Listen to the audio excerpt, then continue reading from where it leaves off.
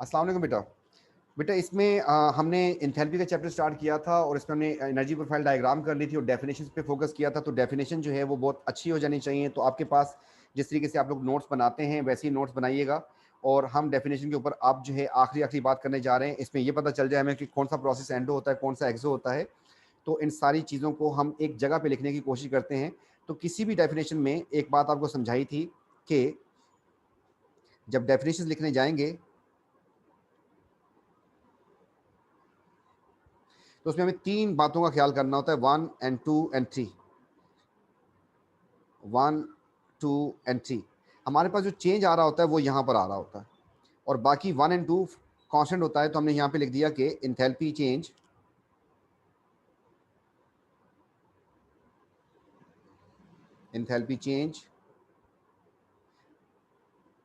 When, और यहाँ पर आ जाएगा अंडर स्टैंडर्ड कंडीशंस। ये बात हो गई और ये वाला पार्ट चेंज होता रहेगा। तो अब जो है मैं यहाँ पर एक टेबल बनाता हूँ और कोशिश करता हूँ कि सारी डेफिनेशन जो है एक जगह पे आ जाएं। तो मैंने यहाँ पर इस तरीके से लाइन खींची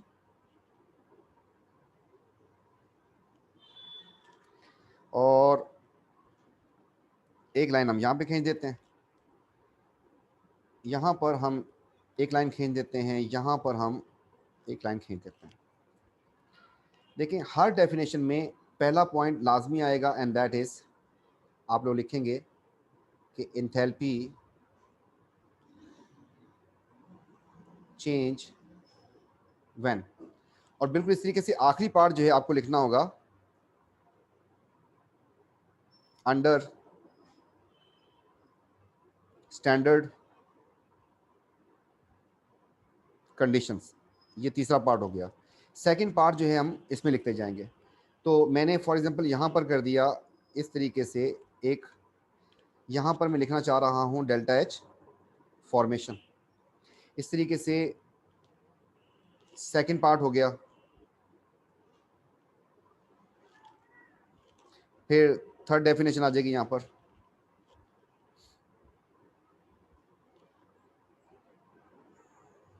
थोड़ी सी जगह बढ़ा देते हैं ज़रा कि कुछ लिखना हो तो कोई मसला ना हो।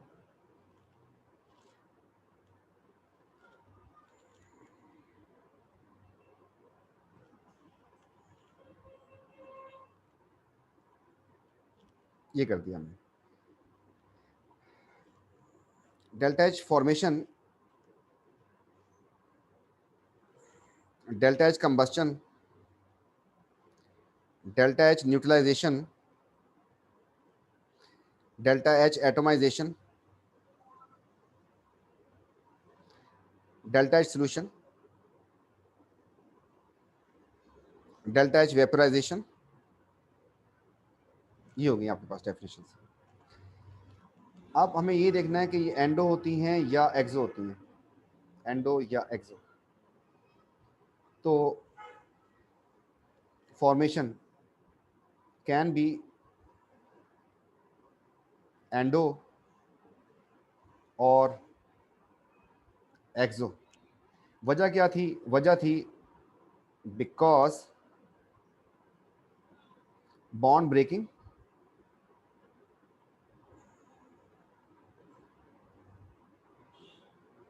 And bond formation.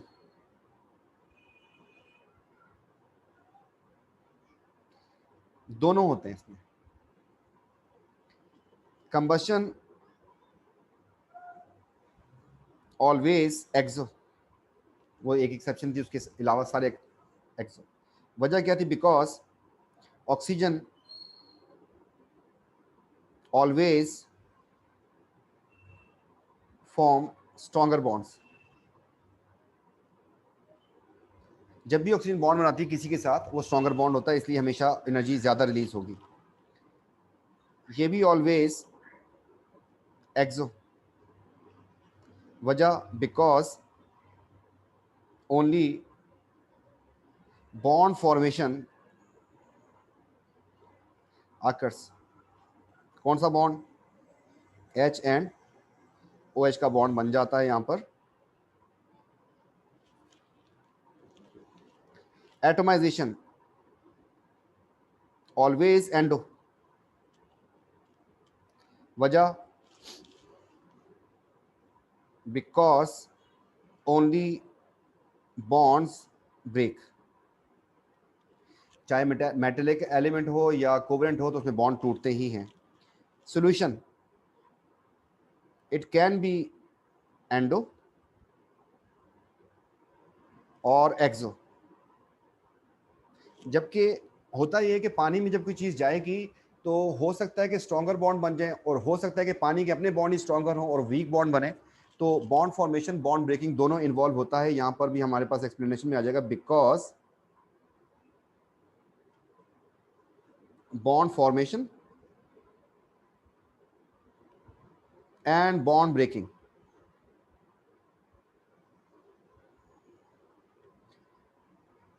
Both occur, दोनों होते हैं। वेपराइजेशन आप लिक्विड से या सॉलिड से गैस में लेके जा रहे हैं तो it is always endo because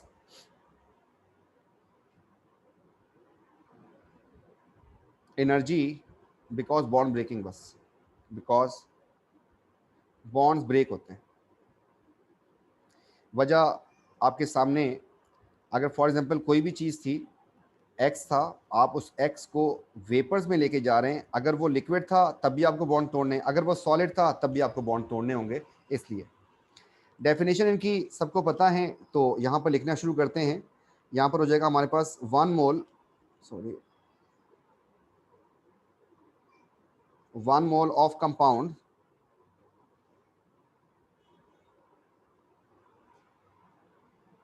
produced from its elements, और 1 और 3 हमने लिखा हुआ है। एग्जाम्पल हो जाएगी आपके पास कोई भी CH4, तो आपको इसके लिए C चाहिए और H चाहिए। ये डायटोमिक फॉर्म में होता है, ये गैस और ये भी गैस और ये सॉलिड, और आपके पास बाकी करनी है बैलेंसिंग, खत्म। कंबशन की डेफिनेशन हो जाएगी 1 मोल ऑफ अ सब्सटेंस। देखिए यहाँ पर या तो कंप्लीटली का वर्ड यूज कर लें या एक्सेस ऑफ ऑक्सीजन का वर्ड यूज कर लें या रिस्पेक्टिव ऑक्साइड। मैं इसलिए तीनों बातें लिखवाता हूं ताकि आप कहीं पे गलती करें तब भी आप लोग सही सेफ साइड पे रहें, इसलिए लिखवा रहा होता हूं। वरना जो है कोई एक भी चीज़ लिख दें तो वो उसका मतलब एक ही होता है कि हम क्या कहना चाह रहे हैं कि एक रिएक्शन जो है कंप्लीशन पे जा रहा है। तो 1 मोल ऑफ सब्सटेंस कंप्लीटली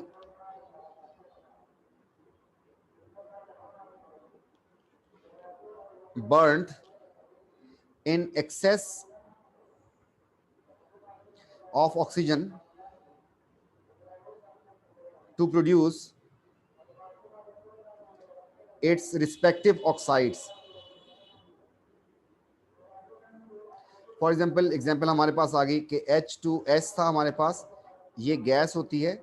आप इसको H को अलग कर दें, S को अलग कर दें और इसका ऑक्साइड बना दें, इसका ऑक्साइड बना दें, ये गैस है, ये लिक्विड है, और आपको ऑक्सीजन देनी पड़ेगी यहाँ पर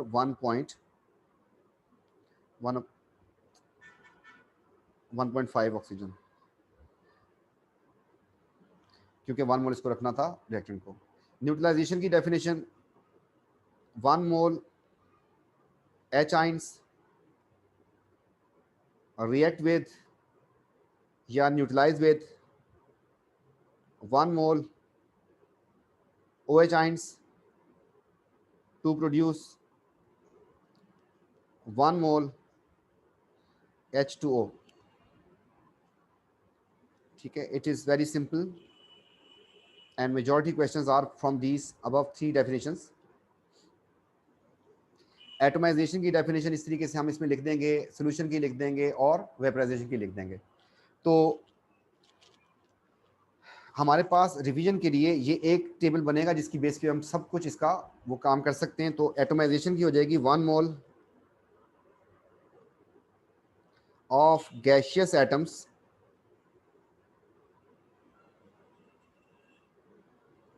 produce from its element. And इस तरीके से लास्ट सेकेंड लास्ट वाली हमारे पास कि 1 मोल of a substance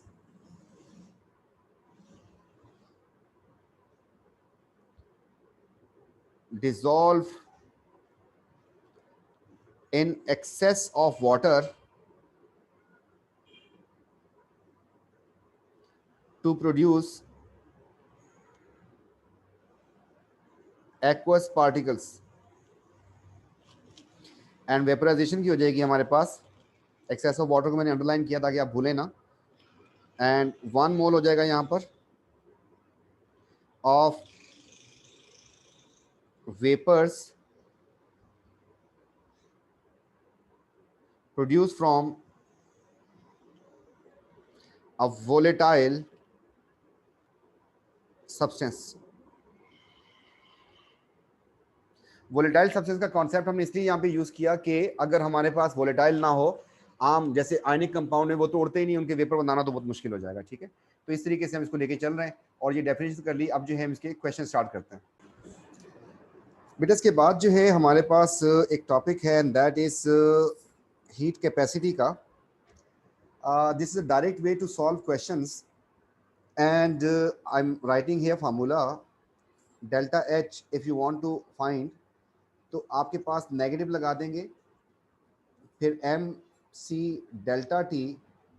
इसका आंसर जूल में आता है क्योंकि हमारे पास ये ग्राम में होता है। इसको 1000 से डिवाइड कर देंगे और फिर मोल से भी डिवाइड कर देंगे, तो इसका जो यूनिट बन जाएगा that is kilo joule per मोल। ये फार्मूला हम यूज़ करेंगे इससे हम। तो हमारे पास क्वेश्चन सॉल्व करने के लिए एक डायरेक्ट वे है। क्या डायरेक्ट वे? कि हमने यहाँ पर एक सब्सटेंस लिया, किसी भी सब्सटेंस को, और उसको जो है उसकी हमने कंबस्टन निकालनी है, फॉर्मेशन निकालनी है। क्या करते हैं, जैसे इससे जो हीट निकल रही है वो ये सारा कंटेनर एब्जॉर्ब करता जा रहा है। अब इस कंटेनर में क्या चीज़ है? वाटर है। अगर वाटर की क्वांटिटी कम होगी उसका टेम्परेचर राइज ज़्यादा हो जाएगा। अगर वाटर की क्वांटिटी जो है वो ज़्यादा कर देंगे तो टेम्परेचर राइज जो है वो कम होगा। इस बेस के ऊपर हम इसमें से निकाल लेंगे नंबर 1, इससे डेल्टा टी निकाल लेंगे कि पहले टेम्परेचर क्या था और फिर क्या हुआ। नंबर 2, ये मास जो है हमारे पास, ये है इस वाटर का मास। ठीक हो गया। स्पेसिफिक हीट कैपेसिटी जो है वो भी इस वाटर की ही है कि ये कितनी हीट होल्ड कर सकता है, और उसकी इलाज से कैलकुलेशन चलेगी। 1000 से इसलिए डिवाइड किया कि हमारे पास जो मास होता है दैट इज इन ग्राम, ये ग्राम में लेते हैं हम। इसका यूनिट जो होता है वो हमारे पास केल्विन होता है। अब केल्विन कर लें या फिर इसको कर लें आप सेल्सियस, दोनों का डिफरेंस जो है सेम होता है, ये भी बात आपको समझाएंगे। और 1000 से जब डिवाइड कर देंगे आप ग्राम को, तो आपके पास ये बन जाएगा किलो, सॉरी ग्राम। तो आपके पास इसका यूनिट आएगा दैट इज जूल ओनली। ठीक है, जब जूल आएगा, अब इसको हम किलो से जब डिवाइड कर देंगे 1000 से, तो हमारे पास ये बन जाएगा किलो जूल, एंड इसकी वजह से आ जाएगा पर मोल। तो इसमें किस तरीके से क्वेश्चन को सॉल्व किया जाता है, तो ये आप पूरे का पूरा आपको मेथड बता देते हैं। तो हम इसको समझाने के लिए जो है एक अलग पेज पे लेके आ जाते हैं आपको, ताकि जो है बात ज़रा क्लियर हो जाए। तो हमने एक अलग से सेपरेट पेज ले लिया और यहाँ पर हम इस कंटेनर को ड्रॉ करते हैं। इस कंटेनर को जो आपकी ये वैल्यू निकालता है डेल्टा एच की, इसे हम कहते हैं कैलोरी, कैलोरीज जो होती हैं उससे मीटर, तो कैलोरी मीटर कहते हैं इसको। तो कैलोरी मीटर में हम कैलोरीज मेजर करते हैं, और इसमें जो है हमारे पास किसी सब्सटेंस से क्या हीट निकलेगी उसको हम मेजर करने के लिए क्या करते हैं इस एक्सपेरिमेंट में। फॉर एग्जांपल मैंने यहाँ पर एक स्प्लेंडर में मैंने यहाँ पे ले ली है फॉर एग्जांपल इथेनॉल। इथेनॉल आपको पता है कि बर्न हो सकती है, फ्यूल टाइप की चीज़ है, और इसका मैंने मास नोट कर लिया बिफोर इसको बर्न करने के। पता चला कि दैट वाज एक्चुअली इसके साथ, कंटेनर के साथ इसका मास था 20.00 ग्राम। फिर इसको मैंने क्या कर दिया, इग्नाइट कर दिया। इग्नाइट करने से पहले हमने क्या किया, इसमें थर्मोमीटर रख के हमने इसका इनिशियल टेम्परेचर नोट कर लिया था पहले। तो इनिशियल टेम्परेचर जो था T1 that was let's say 20 degree Celsius था।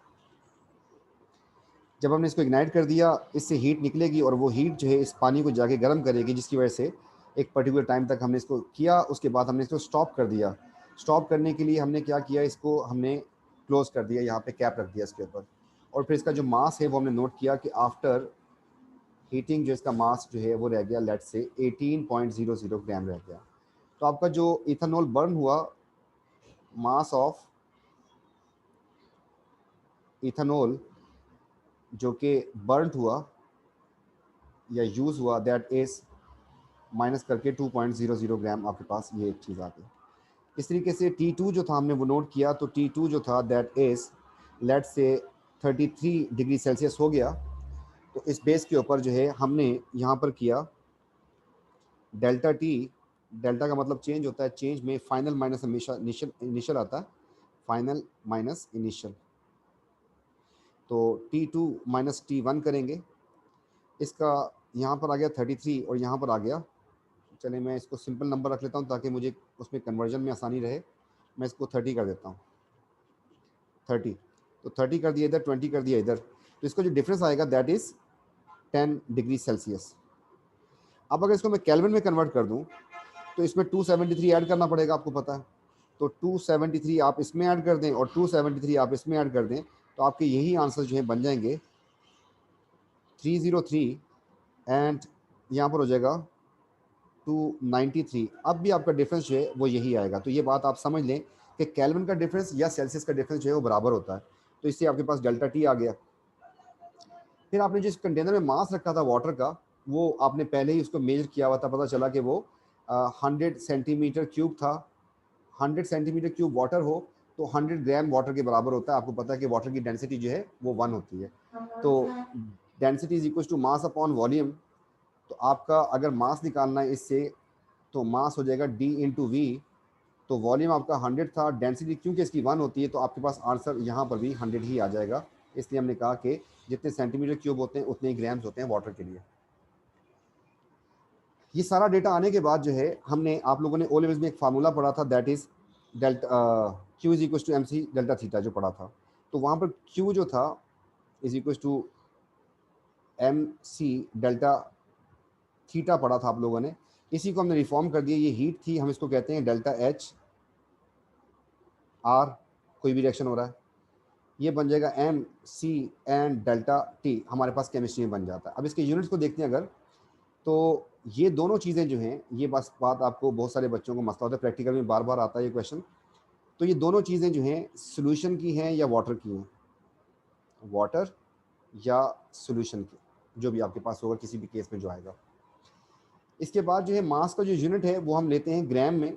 स्पेसिफिक हीट का यूनिट जो है पता नहीं, इसका यूनिट जो है केल्विन में। ये केल्विन है, ये ग्राम है, और हमारे पास आखिर में इसका जो आंसर आता है through out that is joule. अगर इधर जूल लाना है तो ये केल्विन था और ये ग्राम था। तो स्पेसिफिक हीट कैपेसिटी का यूनिट वैसे तो आपको बता देता हूँ, डेटा बुकलेट में गिवन होता है। तो आपका इसका यूनिट होगा फिर सी का यूनिट जो है वो बन जाएगा आपके पास पर ग्राम पर केल्विन, ताकि ये कैंसिल आउट हो जाए और जूल बच जाए तो आपको इधर साथ लगाना पड़ेगा इसके जूल, तो ये इसका यूनिट बनेगा, तभी इसका ये आंसर होगा। बहरहाल ये इसकी वैल्यू भी डेटा बुकलेट में फिक्स होती है और आपको गिवन होती है।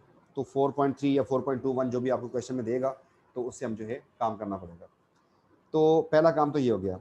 आपके पास फिजिक्स में यही मास जो है किलोग्राम में आता था, तो आपका आंसर किलो जूल में आता था। हमारे पास केमिस्ट्री माइक्रो लेवल स्टडी है तो ग्राम में बात हो रही होती है। अब आपको इसको कन्वर्ट करना है किसमें, इसमें एक और छोटा सा मसला है, वो ये कि अगर हम इस रिएक्शन की बात करते हैं, इसमें टेम्परेचर जो है राइज हुआ है, इज इट, टेम्परेचर राइज हुआ है। अगर इसको मैं इसमें फिट कर दूं तो मेरे पास जो डेल्टा एच जो है, डेल्टा एच आर, तो एम जो है मेरे पास हो गया 100, स्पेसिफिक हीट हो गया 4.2 या 4.3 कर दिया इसको मैंने, एंड यहाँ पर कर दिया 10 डेल्टा टी जो मैंने निकाला था। ठीक है, अब मेरे पास आंसर जो है वो आएगा, आप देखें पॉजिटिव में। हालांकि रिएक्शन क्या था, बट रिएक्शन इज एक्सो। तो आपके पास अगर रिएक्शन एक्सो था तो उससे आंसर क्या आना चाहिए था, डेल्टा एच जो है आपके पास नेगेटिव आना चाहिए था। तो आप जब भी T2 माइनस T1 करेंगे तो आपके पास ये मसला रहेगा। इसलिए हम क्या कर देते हैं, इसी फार्मूला में हम एक चेंज करते हैं, हम कर देते हैं delta H R is equal to negative लगा देते हैं शुरू में, एम सी डेल्टा टी। इससे दोनों वैल्यूज जो है, चाहे टेम्परेचर ड्रॉप हो रहा हो चाहे टेम्परेचर जो है राइज हो रहा हो, दोनों वैल्यूज सेट हो जाएंगी। अब अगर मैं इसको ऐसे कर दूं तो -100 हो जाएगा यहाँ पर, ये हो जाएगा 4.3 और ये हो जाएगा 10। अब आपका आंसर जो है वो नेगेटिव में आना चाहिए था, नेगेटिव में आएगा, जो कि आपके पास था, क्योंकि एक्सोथर्मिक रिएक्शन है आपके पास, टेम्परेचर उससे, हीट उससे रिलीज हुई थी। इसके बाद जो है आपके पास नॉर्मली सबसे पहले यही काम करवाता है आपसे कि आपसे कहता है कि आप जो है हीट चेंज जो है निकाल दें इसका।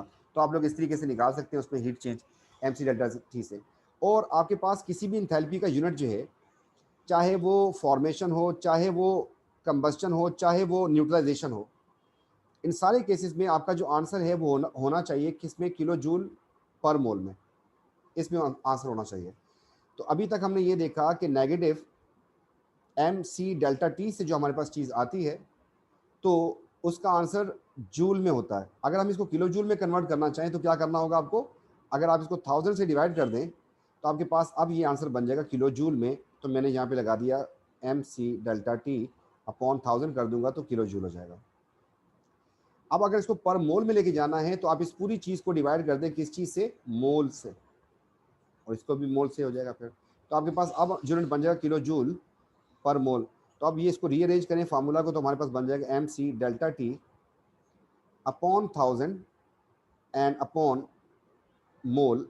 इससे आपके पास डायरेक्ट आंसर आ सकता है। नॉर्मली डायरेक्ट आंसर नहीं पूछ रहा होता हमसे, तो किसी भी स्टैंडर्ड के लिए जो भी यहाँ पर लेटर गिवन हो तो उसके हिसाब से आपके पास XYZ जो भी दिया उसने वो आप लोग डायरेक्ट निकाल सकते हैं, क्योंकि आपका आंसर जो है वो किलो जूल पर मोल में जा रहा है। तो this formula will be frequently used. और या तो वो आपको पहले mc डेल्टा टी निकलवाएगा, उसके बाद फिर उसको किलो जूल पर मोल में करवाएगा कन्वर्ट, और फिर ये इस तरीके से लेके चलेगा क्वेश्चन। इसमें क्वेश्चन किस तरीके से और ये काम किस तरीके से होता है, एक आपको वीडियो भी दिखाएंगे और जो है यहाँ पर आपको एक क्वेश्चन करके दिखाते हैं इसकी बेस के ऊपर। तो क्वेश्चन 1 ये है कि when 2 grams of ethanol burnt, it raised temperature of 100 gram water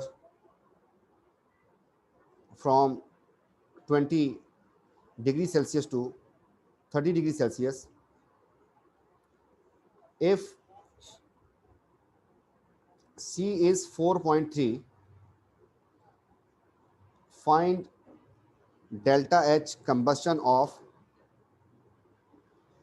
ethanol.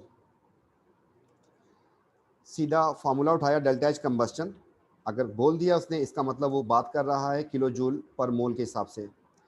हमने लिखा negative mc delta T upon 1000 and upon moles. अब यहाँ पर एक मसला आपके साथ आएगा, वो ये कि आपके पास 2 ग्राम्स आ रहे हैं यहाँ पर, ठीक। पहली बात तो बच्चा समझ रहा है कि 100 ग्राम जो है वो m में आ जाएंगे, सही है, लेकिन 2 ग्राम जब आएंगे तो बच्चा समझेगा कहीं पे ये 1 और 2 ग्राम हो गए। ऐसा कुछ नहीं है, याद रखिएगा जो लेस मास होता है दिस इज लेस, ये आपको दिया हुआ है मोल्स के लिए फिर, और जो ज्यादा मास दिया हुआ है आपको मोर मास, ये हमेशा याद रखिएगा आपके पास m दे रहा है आपको। तो इसको प्लग इन करते हैं, अभी आंसर आ जाएगा, नेगेटिव लिखा, यहाँ पे आ गया 100, यहाँ पर आ गया 4.3, उसके बाद जो है टेम्परेचर राइज जो था 10 था, उसके बाद 1000 से डिवाइड कर दिया आपने इसको, एंड मोल्स निकालने के लिए यहाँ पर फार्मूला हो जाएगा हमारे पास मास अपॉन mr से मोल्स आ जाते हैं। तो आपके पास मास कितना है यहाँ पर, उसका मास था 2 ग्राम, उसका mr एल्कोहल का 46 होता है, एल्कोहल का इथेनॉल का mr जो है दैट इज़ 46, इसे डिवाइड कर देंगे और इस तरीके से हमारे पास डायरेक्ट जो है इसका आंसर आ जाएगा नेगेटिव ब्ला ब्ला ब्ला। तो हमने डेल्टा एच सी डायरेक्ट कर दिया। एक और क्वेश्चन देखते हैं इसका।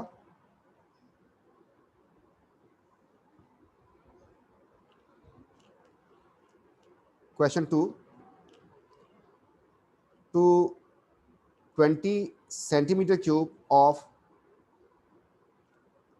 0.1 molar, capital M mean mole per D cube, HCl solution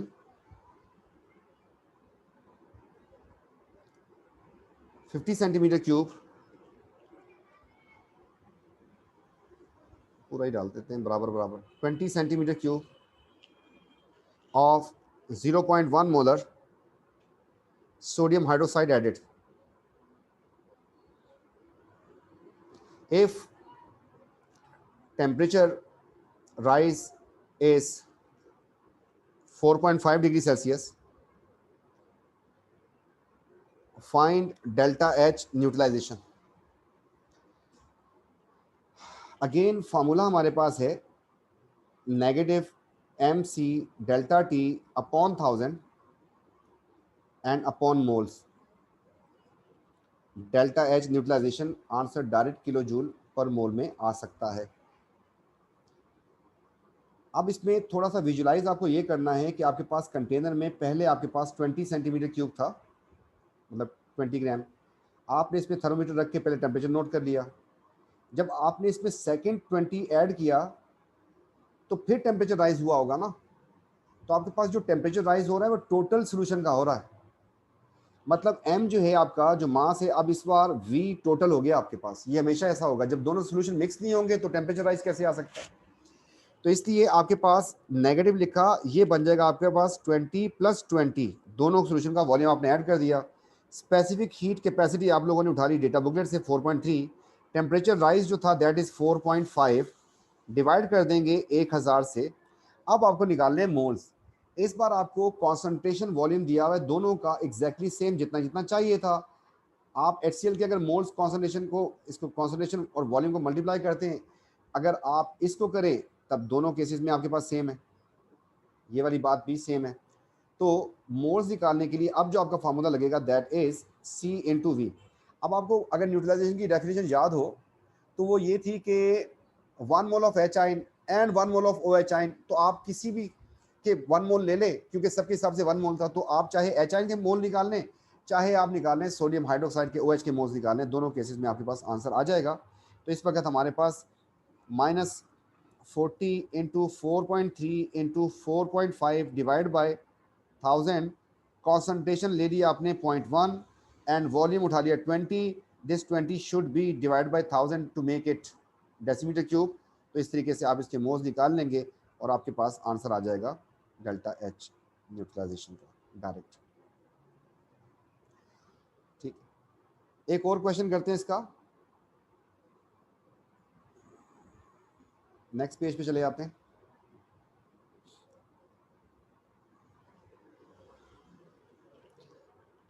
तो जहाँ पे क्वेश्चन जो है आप लोग ट्राई करना चाहते हैं तो आप लोग क्या कर सकते हैं, क्वेश्चन को वहाँ पे पॉज करके वीडियो को और उस क्वेश्चन को अटेम्प्ट करके देखें और उसके बाद फिर आगे करके आप देख सकते हैं. इन क्वेश्चन को सॉल्व कीजिएगा, फिर पास पेपर्स के इसके अलावा हैं. What mass of C2H2 is required to boil 80 centimeter cube water if initial temperature of water is 25 degrees Celsius and delta Hc of C2H2 is 2000 kilojoule पर मोल. ठीक हो गया भाई. हमने यहाँ पर फिर फार्मूला लिखा डेल्टा Hc, कंबस्शन की बात हो रही है, is equal to negative mc delta T upon 1000 and upon mole. यहाँ पर आपसे मास ऑफ इसकी बात की है तो आपके पास mole is equal to mass upon mr वाला फार्मूला चलेगा, which can be substituted here. तो ये बन जाएगा आपके पास मास अपॉन mr और आपसे इसी का मास पूछा हुआ है. अब आपको बताता है कि ये कितना है, ये है -2000 आपने लिख दिया, इधर नेगेटिव लगा दिया. m आपका क्या हो जाएगा, m आपका हो जाएगा 80 वाटर का मास.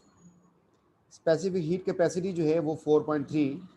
डेल्टा टी जो है वो फाइंड, डेल्टा टी नहीं दिया हुआ इसने, ये 1000 कर दिया. मास आपको फाइंड करना है और उसका mr हो जाएगा 24 एंड 2 26 ये कर दिया आपने। और इसके बाद जो है डेल्टा टी कैसे निकालें, एक टेम्परेचर उसने बता दिया आपको, हमें करना था यहाँ पर डेल्टा टी के लिए T2 माइनस T1। तो देखिए उसको घुमा के बात की है उसने, T2 उसने बताया बॉयल करना है, बॉयल का मतलब हो गया 100 degree Celsius, and initial temperature कितना था 25 डिग्री सेल्सियस। तो आपके पास आ जाएगा यहाँ पर 100 माइनस 25, और इसको जब हम सॉल्व करेंगे तो हमारे पास आंसर आ जाएगा, मास इसका हम निकाल सकते हैं, m कैन बी सॉल्व। ठीक, तो इस तरीके से क्वेश्चन को करना होता है। और अब देखते हैं अगर कोई वीडियो है तो उसको वीडियो को लगा देते हैं, इसके साथ जोड़ देते हैं, और जो है आप लोग उस वीडियो को भी देखिएगा, और फिर इंशाल्लाह नेक्स्ट क्लास में जो है हम दूसरे मेथड से क्वेश्चन करना देखेंगे। थैंक यू बेटा, टेक केयर, अल्लाह हाफिज़।